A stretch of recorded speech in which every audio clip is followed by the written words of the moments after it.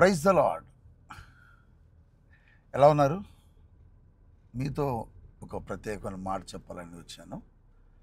చాలామంది బైబిల్ జ్ఞానము లేని వాళ్ళు, బైబిల్ గురించి అవగాహన లేని వాళ్ళు డిబేట్స్లో, టీవీలో కావచ్చు, లేకపోతే సోషల్ మీడియా ప్లాట్ఫామ్స్ మీద కావచ్చు, బైబిల్ ఒక బూతు పుస్తకం అని మాట్లాడుతూ ఉంటారు.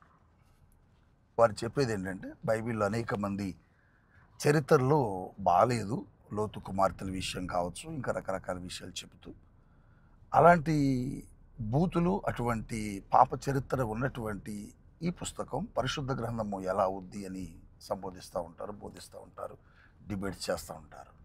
వారికి తెలియని సంగతి ఏంటంటే పరిశుద్ధ గ్రంథంలో మనుషులు పాపం చేశారు. ఆ మనుషులు పాపం చేశారు కాబట్టి ఆ పాపం ఇలా చేయొద్దును మనకు చెప్పడానికి దేవుడు మనకు ఆ లేఖనాలు రాసి ఇచ్చాడు. అంతేగాని దేవుడు ఎక్కడా కూడా పాపం చేయలేదు. దేవుడే గనక పాపం చేస్తే మీరు అన్నట్లు అది పరిశుద్ధ గ్రంథం కాదు. దేవుడు మీతో మాట్లాడుతున్నాడు ఈ మాట. God bless you.